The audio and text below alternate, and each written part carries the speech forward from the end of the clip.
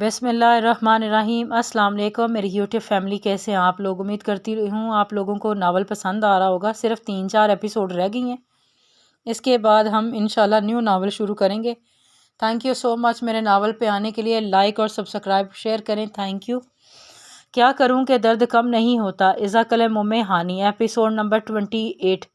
जाजिम 2-3 महीने तो सिर्फ अब्दुल बासित को देखता रहा। बज़ाहिर बहुत ही खुश, अच्छी आदत व अतवार के मालिक थे, खुश मिजाज भी थे, लेकिन अपने असूलों के बहुत पाबंद थे।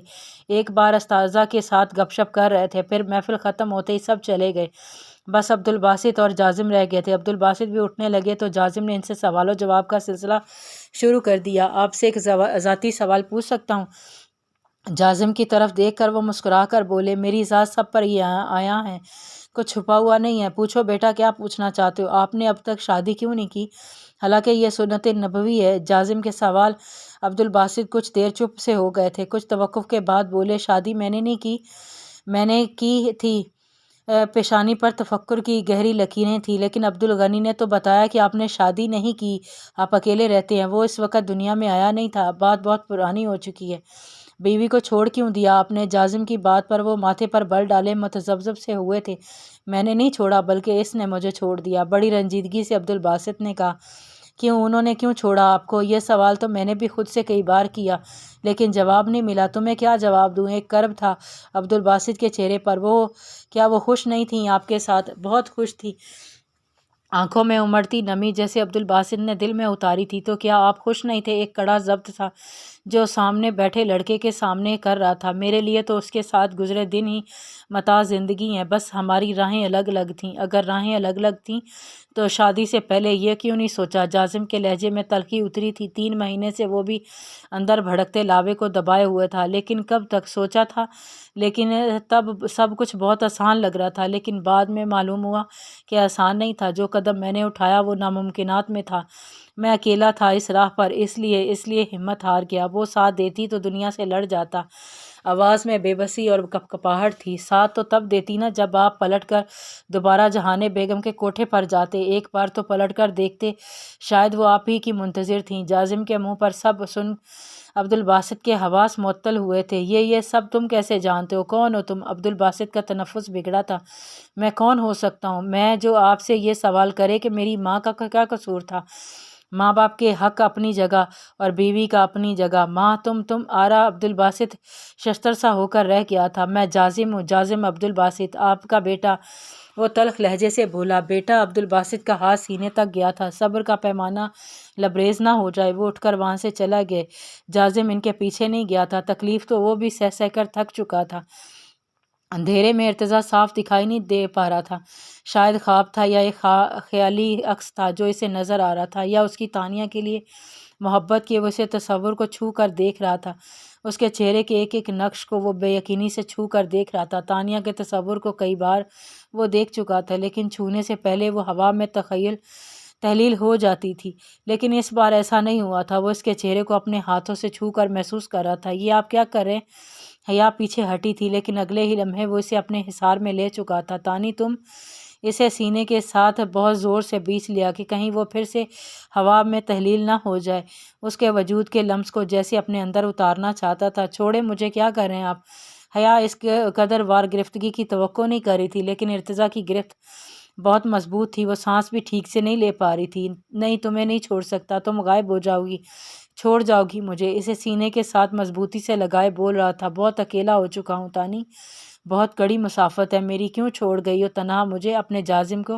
वो अपने किसी ट्रांस में से था, किसी और ही तस्वर में। इससे पहले वो बेखुदी में कुछ और आगे बढ़ता। लाइट यकदम ही रोशन हुई थी। रोशनी में भी उसके सामने एक जिंदा वजूद बनाकर खड़ी थी। अब भी वो गायब नहीं हुई थी, लेकिन खामोश थी, एकदम चुप। इर्तिज़ा लाइट जलते ही अपने वर्जन से बाहर निकला था। तसव्वुर होता तो छट चुका होता, इसलिए झट से अपने खुद से जुदा किया। सामने तानिया नहीं, हया थी, लेकिन थी तानिया के लिबास में, इस तरह के अंदाज अपनाए हुए। चुपचाप इसे देख रही थी। तुम यहाँ? और इस हुलिये में इर्तिज़ा हलक से आवाज़ बामुश्किल निकली थी। वो खामोश ही खड़ी रही। इर्तिज़ा ही जल्दी पीछे हटते हुए कमरे से निकल गए। रूमी अभी भी किचन में मोमबत्ती ढूंढ रहा था। इर्तिज़ा फ़ौरन से घर से बाहर निकल गया था। तेज़ कदमों से चलते हुए एक चट्टान पर जाकर बैठ गया था। اپنے بے اختیار سرزد ہونے والے عمل پر ندامت سی محسوس ہوئی۔ تانیہ مر چکی ہے، یہ وہ جانتا تھا، لیکن پھر بھی دل میں کہیں یہ بات اب بھی تسلیم نہیں کر پایا تھا۔ روز اس کی تصویر دیکھتا تھا، اسے باتیں کرتا تھا، اس کے ساتھ بتایا ہر لمحہ جینے کی کوشش کرتا تھا۔ اس لیے وہ ارتضیٰ کی تصوراتی دنیا میں اب بھی زندہ تھی، اس لیے کبھی کسی اور لڑکی کے بارے میں وہ سوچ ہی نہیں پایا تھا۔ لیکن آج اس کے تصور میں جو کچھ حیا کے ساتھ کر بیٹھا تھا، خود پر جی بھر کر غصہ آنے لگا تھا۔ رات دیر تک وہ اسی چٹان پر بیٹھا رہا، دوسری طرف اس کی جسارتوں پر ونک بنی کھڑی تھی۔ چند لمحوں میں دل کی دنیا بدلی تھی۔ جو ہوا تھا اسے غصہ آنا چاہیے تھا، لیکن آ نہیں رہا تھا۔ برا لگنا چاہیے تھا، لیکن برا نہیں لگ رہا تھا۔ ایک بار یہی حرکت ہوٹل میں لے جا کر ارسل نے اس کے ساتھ کی تھی، لیکن اس وقت حیا کو لگا تھا کسی جلتی ہوئی آگ نے جھلسنے کی کوشش کی ہو۔ اس نے ارسل کو دھکا دے کر پیچھے ہٹایا تھا۔ How dare you hug me Arsal! وہ چلا اٹھی تھی۔ How dare you to do this! Haya, کیا بدتمیزی ہے یہ! تم کیسے مجھے دھکا دے سکتی ہو؟ وہ غصے سے بولا تھا۔ میں تمہارا منہ بھی توڑ سکتی ہوں۔ کیا سمجھا ہے تم نے مجھے؟ وہ بھی غصے سے لال پیلی ہوئی تھی۔ او شٹ اپ حیا! کیا غلط کیا ہے میں نے؟ تم منگیتر ہو، میری منگیتر ہو، بیوی نہیں ہو! وہ چلا کر بولی۔ وٹ ربش! حیا، یہ کس قسم کی باتیں شروع کر دی ہیں تم نے؟ تمہارے لیے اتنے تحائف لایا ہوں، پیسہ پانی کی طرح بہایا تمہارے لیے، اور تم ہو کہ چند گھنٹے مجھے نہیں دے سکتی ہو؟ ارسل، اگر تمہارے نزدیک ان تحائف کی قیمت میری عزت ہے تو مجھے ضرورت نہیں ہے تمہارے کسی تحفے کی۔ اگر منگنی کا مطلب یہ ہے کہ تم اس ہوٹل کے کمرے میں میرے ساتھ وقت گزارنا چاہتے ہو تو میں ختم کرتی ہوں ایسے ہر رشتے کو۔ تمہاری تو ہر حرکت میں آغا جی کو بتاؤں گی۔ یہ کہہ کر وہ کمرے کا دروازہ کھولے باہر نکلی تھی۔ ارسل اس کے پیچھے لپکا تھا، لیکن ہوٹل سے نکلتے ہی وہ کیب لے کر گھر پہنچی تھی۔ اپنے کمرے میں جا کر خوب روئی تھی۔ منگیتر کے ساتھ اٹھنا بیٹھنا، کھانا پینا، ہنسنا باتیں کرنا تو سمجھ آتا تھا اسے، لیکن اس قسم کی نازیبا حرکتیں حیا کو بالکل بھی پسند نہیں تھی۔ ارسل مسلسل اس کے کمرے کا دروازہ نوک کرتا رہا تھا، اس کی منتیں کرتا رہا تھا، یہ بھی وعدہ کرنے لگا تھا کہ وہ دوبارہ ایسا کچھ نہیں کرے گا۔ حیا، open the door baby! I swear دوبارہ ایسا کچھ نہیں کروں گا۔ نو ارسل، مجھے بات نہیں کرنی تم سے، جاؤ یہاں سے۔ حیا نے صاف انکار کیا تھا۔ 2 دن بعد جا کر حیا نے اپنا موڈ ٹھیک کیا تھا، لیکن جو کچھ ابھی ہوا تھا وہ اگر غلط تھا تو اسے غصہ آنا چاہیے تھا، لیکن ایسا چاہ کر وہ ارتضیٰ کے لیے ایسا کچھ محسوس نہیں کر رہی تھی جیسا ارسل کے لیے کیا تھا۔ شاید وہ اپنی بیوی کی محبت میں انجانے میں یہ سب کر گیا تھا۔ رومان جب کمرے میں آ کر بولا تب وہ ہوش میں آئی تھی۔ کافی دن وہ دونوں ہی ایک دوسرے سے نظریں چراتے رہے تھے۔ وقت یوں ہی گزرنے لگا تھا۔ حیا نہ چاہتے ہوئے بھی ارتضیٰ کے بارے میں سوچنے لگی تھی۔ ہمیرا 2-3 بار اس سے ملنے آ چکی تھی۔ حیا اظہر پر کیس کرنا چاہتی ہے، یہ سن کر خوش بھی تھی۔ حیا نے اسی سے پوچھ کر پہلی بار بریانی بنائی تھی اور اس بار بالکل ٹھیک بنی تھی۔ ڈائننگ ٹیبل پر ڈنر میں آج ہمیرا بھی بیٹھی تھی، اور وہ بھی ارتضیٰ کے برابر والی کرسی پر۔ ارتضیٰ کو لگا بریانی ہمیرا نے بنائی ہے۔ تھینکس ہمیرا، بریانی بہت اچھی بنی ہے۔ پہلا چمچ منہ میں لیتے ہوئے ارتضیٰ نے مسکرا کر ہمیرا کی تعریف کی تھی۔ نو سر، یہ میں نے نہیں، حیا نے بنائی ہے۔ ارتضیٰ نے حیرت سے حیا کی طرف دیکھا تھا۔ ریلی! ناممکنات میں سے ہے کہ حیا ایسا بنا لے۔ حیا کا دل جل کر خاک ہوا تھا۔ اوپر سے ہمیرا کی ہنسی نے مزید آگ لگائی تھی۔ میں کیوں نہیں بنا سکتی؟ وہ تلخ لہجے میں بولی تھی۔ ارتضیٰ نے سلاد اپنی پلیٹ میں ڈالتے ہوئے کہا، بنا تو تم سکتی ہو، تمہارے ہاتھوں کی عجیب و غریب چیزیں میں دیکھ چکا ہوں۔ ارتضیٰ نے ہمیرا کو حیا کی پہلی بار بنائی گئی بریانی کا قصہ مزے لے کر سنایا تھا۔ ہمیرا کی بھی ہنسی بند نہیں ہو رہی تھی، اور حیا کا دل چاہا اٹھ کر چلی جائے۔ اور دوسرے دن جب ارتضیٰ اور رومان اسکول کے لیے گھر سے نکلنے لگے تو حیا نے ارتضیٰ سے کہا، واپسی پر میرے لیے ایک کوکنگ کی بک لے کر آئیے گا۔ ارتضیٰ نے اسے حیرت سے دیکھا تھا۔ وہ کیوں؟ مجھے کوکنگ سیکھنی ہے، وہ تیوری چڑھا کر بولی تھی۔ تو ہمیرا سے سیکھ لو، بہت مزے کا بناتی ہے وہ۔ جی نہیں، مجھے ہمیرا سے نہیں سیکھنا۔ ٹھیک ہے، لا دوں گا تمہیں بک، لیکن اپنے تجربے اپنی حد تک رکھنا۔ میں اور رومی وہ نہیں کھائیں گے۔ آپ کو کیا لگتا ہے صرف ہمیرا اچھا بنا سکتی ہے؟ میں نہیں، آنکھوں میں نمی سی اتر آئی تھی۔ ہاں، مجھے 100% یہی لگتا ہے، تمہارے بس کی بات نہیں ہے یہ سب۔ ارتضیٰ یہ کہہ کر چلا گیا تھا۔ اسے ایک کک بک بھی لا دی تھی۔ کچھ رومان اپنے موبائل پر اچھی ریسیپیز ڈاؤن لوڈ کر لیتا تھا، کافی حد تک وہ بنانا سیکھ گئی تھی۔ رومان بہت خوش ہوا تھا۔ پورا دن اس کا حیا کے ساتھ گزرتا تھا، مل کر کبھی کبھی باہر بھی چلے جاتے تھے۔ ایک بار ارتضیٰ سے ضد کر کے وہ مری گھومنے گئے تھے۔ راستے سے ارتضیٰ نے ہمیرا کو بھی ساتھ لے لیا تھا۔ جتنی دیر بھی وہ گھومتے پھرتے رہے، ہمیرا مسلسل ارتضیٰ سے بات ہی کرتی رہی۔ حیا نے نوٹ کیا تھا وہ اب ارتضیٰ کو سر کہہ کر مخاطب نہیں کر رہی تھی۔ پہلی بار ہمیرا کا ارتضیٰ کے ساتھ بات کرنا اسے کھل رہا تھا۔ پھر ایک ریسٹورنٹ میں ڈنر کے لیے چلے گئے۔ اب بھی ہمیرا ارتضیٰ کے برابر والی کرسی پر بیٹھی تھی۔ حیا اچھا تم حیا کو کمپنی دو، میں ذرا کھانے کا انتظام کر کے آتا ہوں۔ ارتضیٰ یہ کہہ کر اٹھ کر چلا گیا۔ رومی بھی ارتضیٰ کے پیچھے لپکا تھا۔ بابا رکے، میں آپ کے ساتھ جاؤں گا۔ رومان کے جاتے ہی بات حیا نے شروع کی۔ ہمیرا ایک بات پوچھوں تم سے؟ ہاں پوچھو نا حیا۔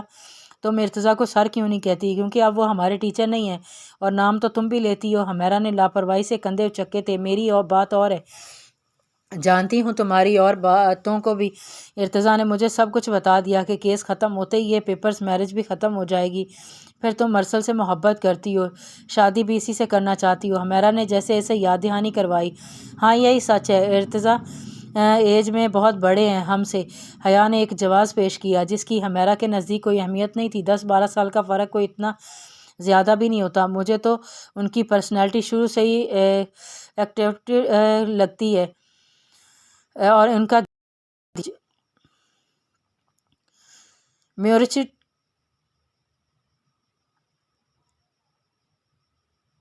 میورچٹی اور مائی گاڈ حیا، تم ان کے سامنے میری زیادہ سے زیادہ تعریف کیا کرو پلیز۔ میں ان کے لیے کوشش کرتی ہوں کہ وہ مجھ سے بات کیا کریں، لیکن ان کی اور نظریں ہی اٹھتی ہیں میری طرف، بہت ہی لیے دیے رہتے ہیں۔ ہمیرا کی بات نے حیا کے دل کے جذبات کو نیا رنگ دینا شروع کیا تھا۔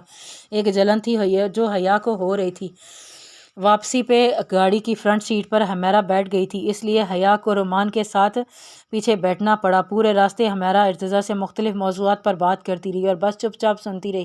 ارتضیٰ سے اس کی پسند بھی پوچھتی رہی۔ میں آپ کو ڈنر پر بلانا چاہتی ہوں، پلیز آپ انکار نہیں کریں گے؟ ہمیرا کا گھر جب قریب آ گیا تو اس نے مخلجی لہجے سے ارتضیٰ سے کہا، ہاں کیوں نہیں، ہم آج آ جائیں گے، مجھے آپ سے کچھ ضروری بات بھی کرنی ہے۔ کیا میں آپ کو رات میں کال کر سکتی ہوں؟ ہمیرا کی اس بات پر حیا کا دل جل کر خاک ہوا تھا۔ جو کہنا آپ ابھی کہہ دیں ہمیرا۔ ارتضیٰ نے ایسی کوئی بھی لچک نہیں دکھائی تھی۔ نہیں ارتضیٰ، وہ کال پر ہی بتاؤں گی، اٹس پرسنل، ٹھیک کر لیجئے گا۔ ہمیرا کو اس کی خالہ کے گھر چھوڑ کر وہ گھر آ گئے تھے۔ رومی تو آتے ہی سو گیا تھا۔ ایک حیا کو نیند نہیں آ رہی تھی۔ ارتضیٰ لاؤنج میں موبائل پر مصروف تھا، ساتھ کافی پی رہا تھا۔ حیا کمرے سے باہر آئی، ارتضیٰ کے ہاتھ میں موبائل دیکھ کر تپ سی گئی تھی۔ اچھا تو یہ سب چل رہا ہے یہاں، فون کا انتظار ہو رہا ہے، میں بھی دیکھتی ہوں کیسے بات کرتے ہیں اس ہمیرا کی بچی سے۔ دل میں ایک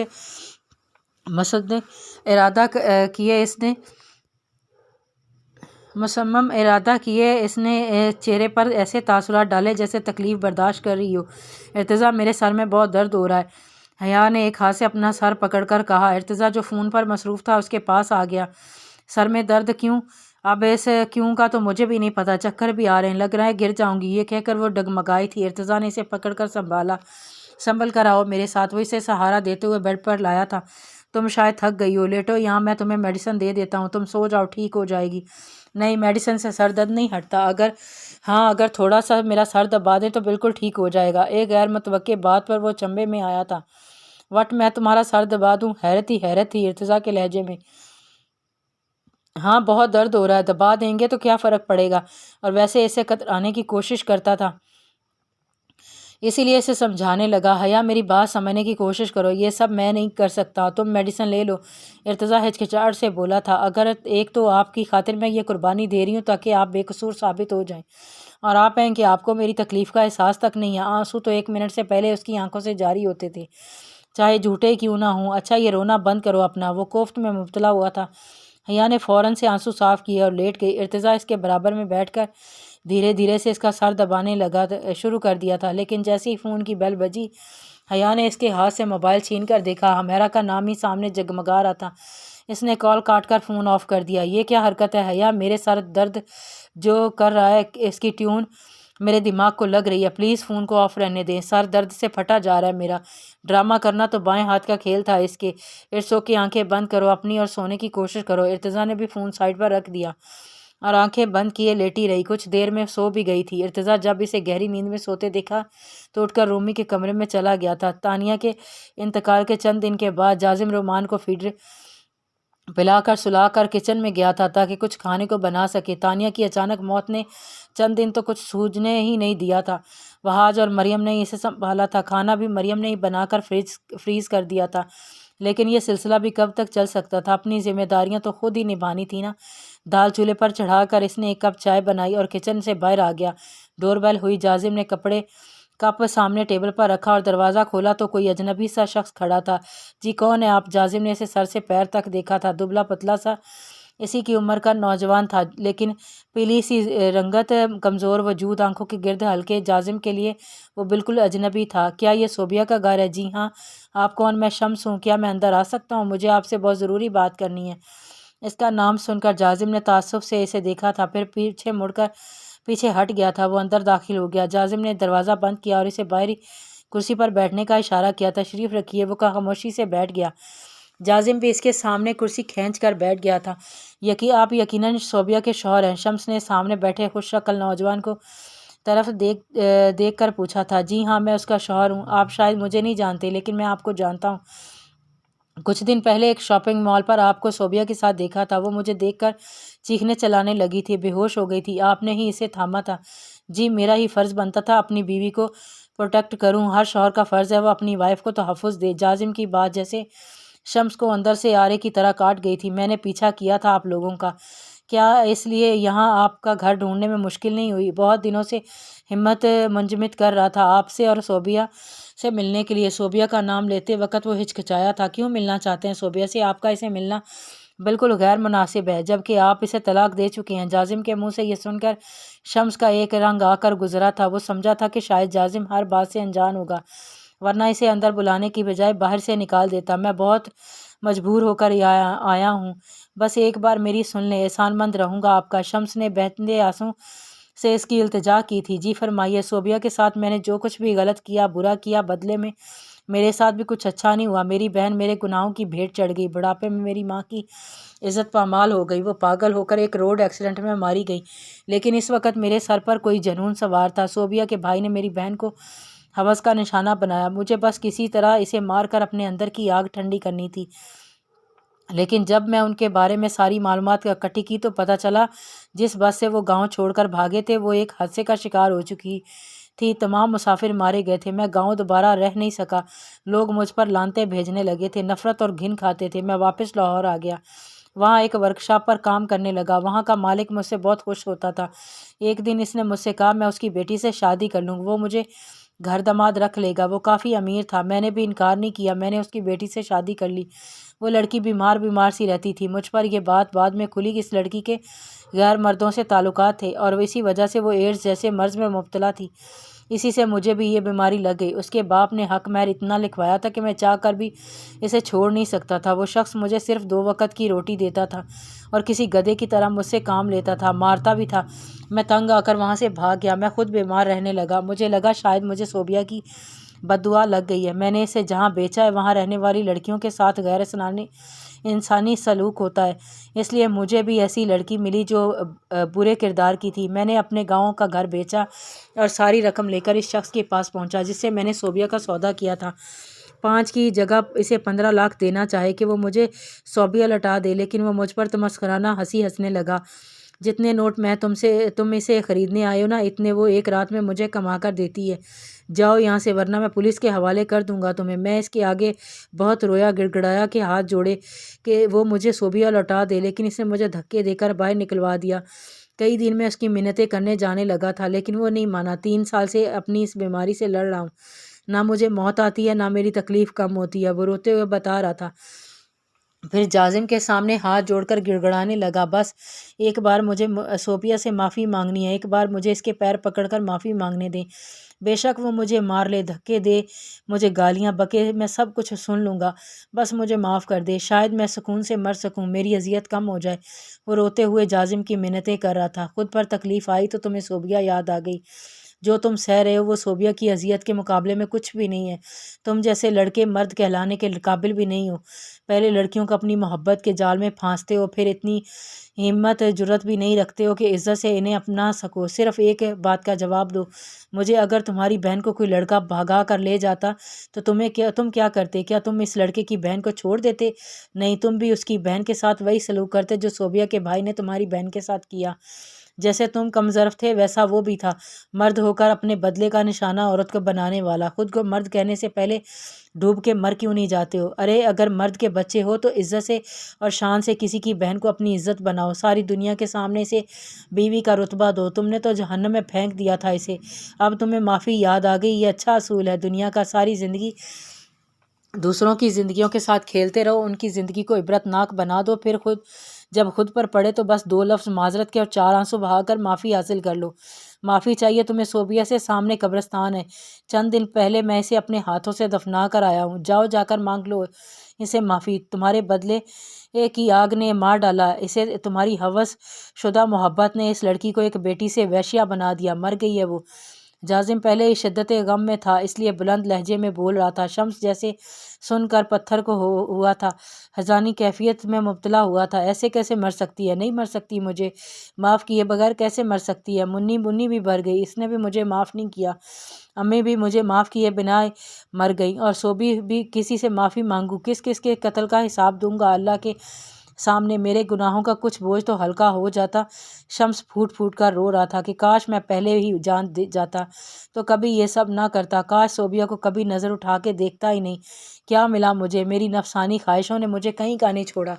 وہ کافی دیر روتا رہا، ٹھہر وہاں سے چلا گیا تھا۔ صبح حمیرہ حیا سے ملنے پھر سے پہنچ گئی، اس بار حیا کے تیور بگڑے ہوئے تھے۔ کچھ دیر حمیرہ ادھر ادھر کی باتیں کرتی رہی، پھر حیا سے پوچھنے لگی، رات میں ارتضیٰ کیا جلدی سو گئے تھے؟ میں نے کئی بار کال کی لیکن انہوں نے فون ہی آف کر دیا۔ حمیرہ کی بات سن کر حیا نے ہوں ظاہر کیا جیسے کچھ غیر ضروری بات یاد آئی ہو۔ وہ ہاں، رات کو حمیرہ، ایکچولی رات کو میرے سر میں بہت درد تھا، اس لیے ارتضیٰ میرا سر دبا رہے تھے، میں ڈسٹرب نہ ہو جاؤں اس لیے فون بند کر دیا تھا۔